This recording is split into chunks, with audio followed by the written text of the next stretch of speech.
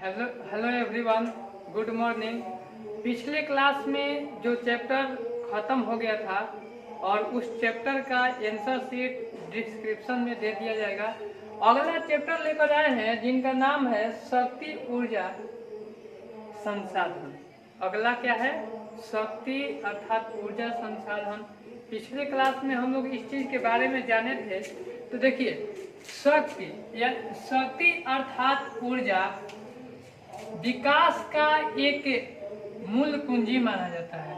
यानी मनुष्य जो है सदियों से अपने कार्य को करते आ रहे हैं, अपना डेवलपमेंट करते आ रहे हैं। तो कहा जाता है कि यदि ऊर्जा ही न रहे तो हम लोग में विकास संभव नहीं है। तो 18वीं शताब्दी से ही मनुष्य क्या कर रहे हैं? डेवलप करते आ रहे हैं। और कहा जाता है कि शारीरिक शक्ति जो होता है उनके क्रम में लगातार कंटिन्यूअस क्या करते हैं? अपना कार्य करते हैं। तो संसाधन तो आपको समझाए थे कि संसाधन क्या होता है। मनुष्य अपनी आवश्यकता को पूर्ति करने के लिए दुनिया की तमाम वस्तु का इस्तेमाल करता है। वो क्या है? संसाधन। तो मनुष्य क्या करते हैं? अपने शक्ति से, अपने पावर से क्या करते हैं? एक स्थान से दूसरे स्थान जाते हैं, यानी परिवहन द्वारा। तो ये क्या है? दिन पर दिन अपना डेवलपमेंट क्या करते जा रहे हैं? अपना डेवलपमेंट करते जा रहे हैं। जैसे वाष्प इंजन का आविष्कार जेम्स वाट द्वारा इंग्लैंड में 18वीं शताब्दी में की। तो ये क्या है? डेवलपमेंट। आज हमारे सभ्यता में, हमारे इन्वायरमेंट में जितना भी विकसित हुआ, यानी क्या हुआ? जितना भी विकसित हुआ अपने धीरे धीरे विकसित करते गए। तो चलिए अब आते हैं हम लोग शक्ति ऊर्जा संसाधन, यानी इसको उपयोग स्तर के आधार पर कितने भागों में बांटा गया है?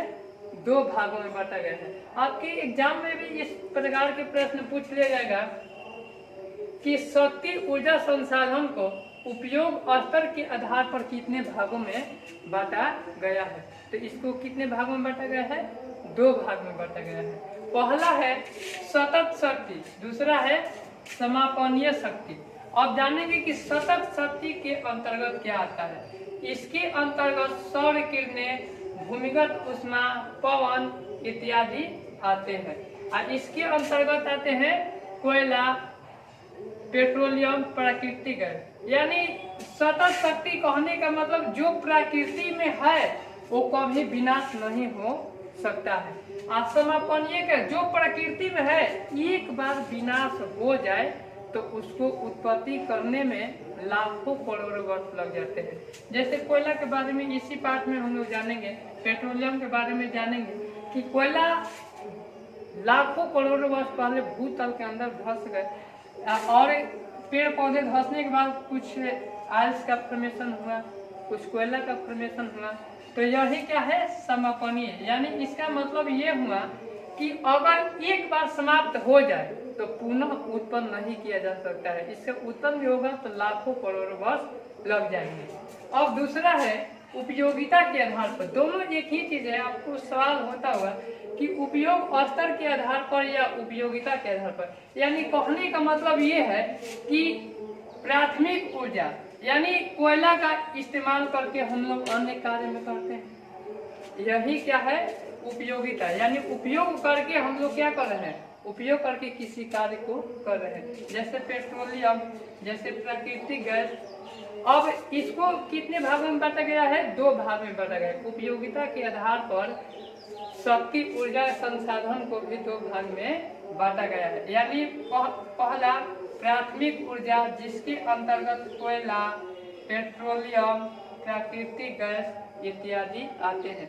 तो आपसे ऑप्शन देकर ये चीज पूछ भी लिया जाता है कि प्राथमिक ऊर्जा के अंतर्गत निम्न में से कौन आते हैं। 3 ऐसा रहेगा जो नहीं है, एक ऑप्शन में रहेगा कोयला, तो आपको क्लिक कर देना है। अब दूसरा आता है गौण ऊर्जा।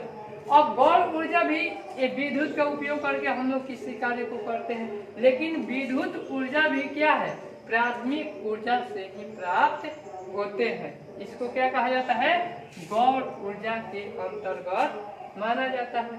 अब अगला है कि स्रोत स्थिति के आधार पर कितने भागों में बांटा गया है। तो इसको भी कितने भाग में बांटा गया है? 2 भाग में बांटा गया है। पहला क्षयशील शक्ति, दूसरा अक्षयशील शक्ति। अब इसके अंतर्गत कोयला, पेट्रोलियम, प्राकृतिक गैस। अब क्षयशील के मतलब होता है कि हमारे अब इसका उपयोग कर रहे हैं। अब आगे बताएंगे इसका 4 प्रकार होता है, आपको बताएंगे। अब इसका उपयोग कर रहे हैं तो हमारे पर्यावरण को प्रदूषित करेगा। तो ये क्या है? क्षयशील है, यानी हमको क्या करता है? ये क्षय करता है, यानी आने वाले समय में विनाश कर देगा, यानी क्षयशील कर देगा, इस शक्ति का विनाश कर देगा। अक्षय का मतलब होता है कि जो विनाश न करे, यानी जल, पवन, लहरें, सौर शक्ति। यानी क्या है? जल जो है अक्षयशील शक्ति के अंतर्गत आते हैं, जो हमारे ये प्रकृति में मौजूद होते हैं। जैसे पवन भी मौजूद होता है, जल भी मौजूद होता है। अगर जल न रहे तो हमारा जीवन असमर्थ है, जल न रहे तो सृष्टि में कोई संभव नहीं है। अब आगे देखते हैं। अब इसको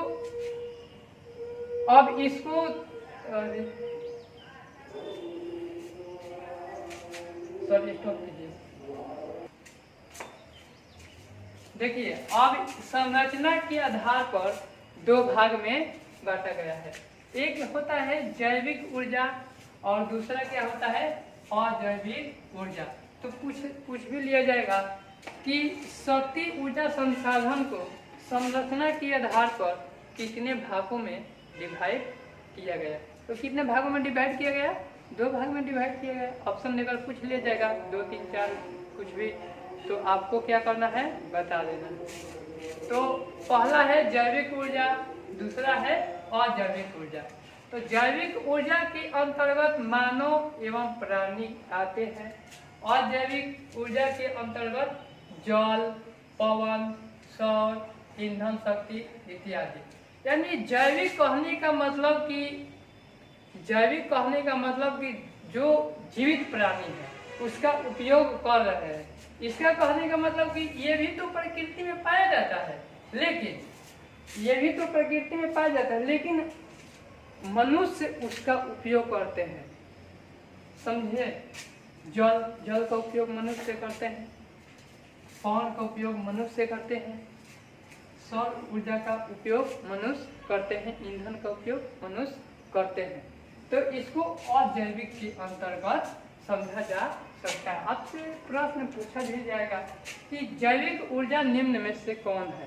तो 3 प्रश्न यहाँ से उठा लेते हैं, जल, पवन, सौर।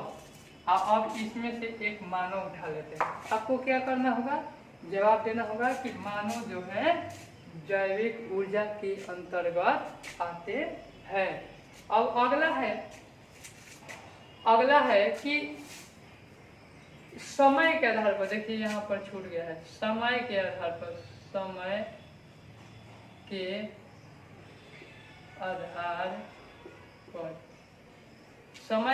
पर इसको कितने भाग में बांटा गया है? 2 भाग में बांटा गया है। पहला पारंपरिक शक्ति, दूसरा गैर पारंपरिक शक्ति। ये प्रश्न ऑब्जेक्टिव में हमेशा पूछ लिया जाता है कि पारंपरिक शक्ति का एक उदाहरण दीजिए।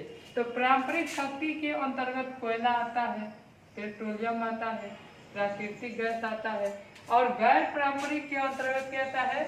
सूर्य आता है, पवन आता है, ज्वार आता है। देखिए, इसे हम लोग जीवाश्म ईंधन भी कहते हैं। यहाँ पर भी इसे हम लोग क्या कहते हैं? जीवाश्म ईंधन भी कहते हैं। जीवाश्म ईंधन आप समझते हैं कि लाखों करोड़ वर्ष पहले भूतल के अंदर पदार्थ दब गए और कंप्रेस के कारण, संपीड़न के कारण क्या हुआ? एक नया फॉर्मेशन हुआ, जो क्या है? कोयला, पेट्रोलियम, प्राकृतिक गैस या अन्य चीज। अब आगे समझेंगे कोयला, बारी बारी से समझेंगे क्या? कोयला। तो देखिए, अब कोयला क्या है? तो कोयला शक्ति और ऊर्जा का एक महत्वपूर्ण स्रोत माना जाता है। अब इसका 1 जनवरी 2008 तक भारत में 1200 मीटर गहराई तक पाए जाने वाले कोयला का अनुमानित भंडार कितना था? 26,254 करोड़ टन था। और देखिए आगे, भूगर्भिक दृष्टि से भारत के समस्त कोयला भंडार को 2 भाग में डिवाइड किया गया। कितने भाग में? 2 भाग में डिवाइड किया। ये आपके एग्जाम में आने की संभावना है। इसको 2 भाग में, पहला गोंडवाना समूह, तीसरा टर्शियरी समूह। अब देखिए आज गोंडवाना समूह के बारे में समझते हैं कि भारत के 96%, कितना प्रतिशत? 96% कोयले का भंडार होता है किस समूह में? गोंडवाना समूह में होता है, तथा कुल उत्पादन का 99% भाग प्राप्त होता है। अब आगे समझेंगे कि कोयले का निर्माण 20 करोड़ वर्ष पहले हुआ था। यानी कोयले का निर्माण कब हुआ था? 20 करोड़ वर्ष पहले हुआ था। गोंडवाना समूह क्षेत्र 4 नदी घाटी में पाए जाते हैं। यानी गोंडवाना समूह क्षेत्र जो होते हैं, जो नदी घाटी पाई जाती है, वो 4 पाई जाती है। पहला दामोदर, दूसरा सोन घाटी नदी, तीसरा महानदी घाटी, चौथा वर्धा गोदावरी घाटी नदी। ये भी 4 प्रकार के पाए जाते हैं। तो आपको 9th क्लास में बताए थे दामोदर नदी के सहायक नदी कौन सा है, सोन नदी के सहायक नदी कौन है, यानी अन्य नदी के सहायक नदी आपको बताए थे। तो आपको कमेंट करना है कि इनकी सहायक नदी का क्या नाम है। तो आगे हम लोग समझेंगे कि कोयला के प्रकार। समझे विद्यार्थी? क्या समझेंगे? कोयला के प्रकार। तो इसको स्क्रीनशॉट ले लेते हैं।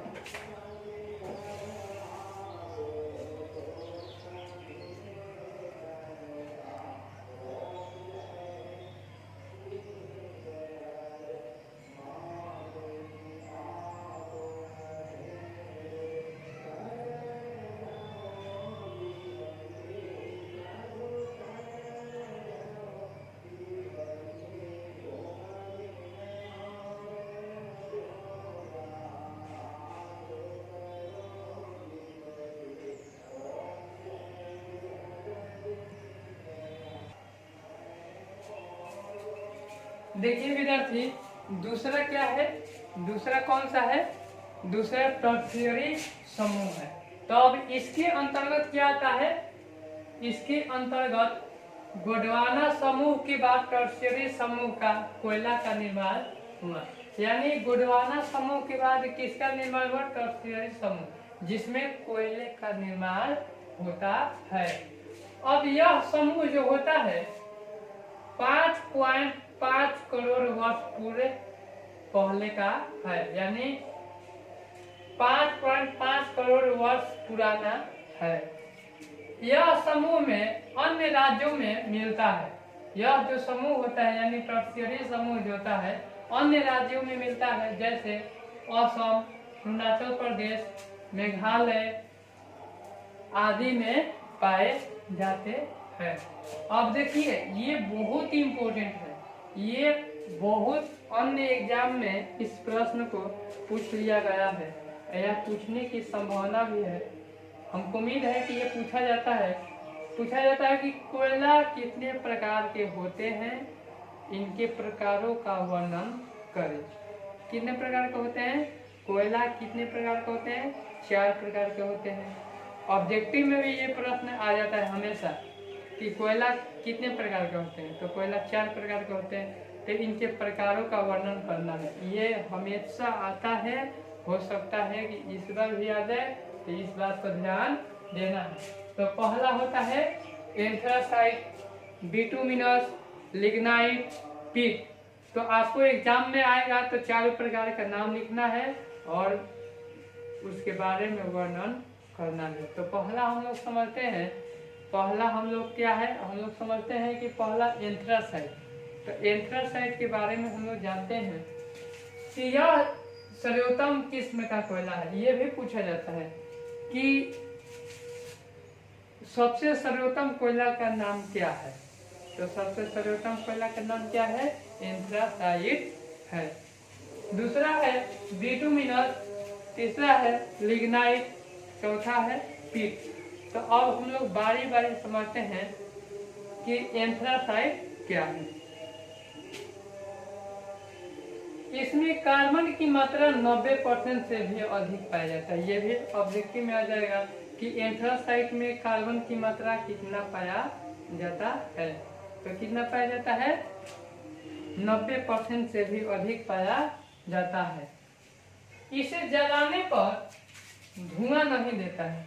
यदि हम लोग इस कोयले को जलाते हैं तो क्या करता है, धुआं नहीं देता है तथा देर तक ऊष्मा प्रदान करता है। यही एक ऐसा कोयला है जो देर तक क्या करता है, ऊष्मा प्रदान करता है। और इसे हम लोग कुकिंग कोयला भी कहते हैं। अधिक जलने के कारण, धुआं नहीं देने के कारण क्या कहा जाता है, इसे कुकिंग कोयला के नाम से भी जाना जाता है। इसका उपयोग करके हम लोग धातु को गलाने में, इसका निर्माण कर धातु को गलाने में हम लोग इसका प्रयोग करते हैं। अब अगला समझेंगे कि बिटुमिनस, यानी बिटुमिनस के बारे में जानेंगे। इस कोयले में 70 से 90% कार्बन की मात्रा पाया जाता है। कितना प्रतिशत, 70 से 90% कार्बन की मात्रा पाया जाता है। अब समझेंगे आगे कि इससे परिष्कृत कर कुकिंग कोयला बनाया जाता है। यानी बिटुमिनस जो कोयला होता है, इसको परिष्कृत करके हम लोग क्या बनाते हैं, कुकिंग कोयला का निर्माण करते हैं। अब देखिए, भारत में अधिकतर कोयला इसी श्रेणी में पाया जाता है। यानी भारत में जो भी कोयला पाया जाता है इसी श्रेणी का पाया जाता है, यानी बिटुमिनस ही अधिक पाया जाता है। अगला समझेंगे लिग्नाइट। तीसरा क्या है, लिग्नाइट। यह कोयला जो होता है निम्न कोटि का होता है, जिसमें कार्बन की मात्रा 30 से 70% पाया जाता है।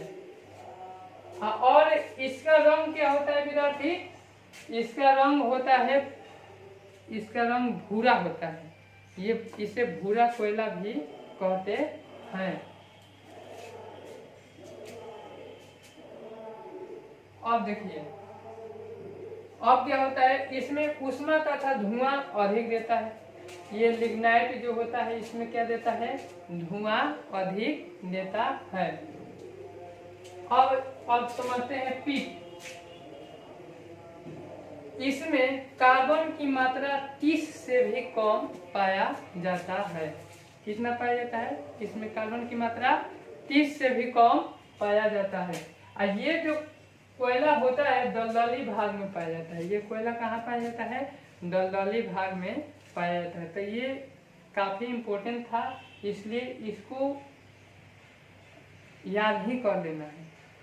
समझे विद्यार्थी, इसको क्या करना है, याद कर लेना। लेकिन हमको उम्मीद है कि ये प्रश्न बार बार आता है, तो हो सकता है कि इस बार भी आ जाए, इसलिए इस चीज को याद कर लेना है। ठीक है, इसका स्क्रीनशॉट ले लेते हैं।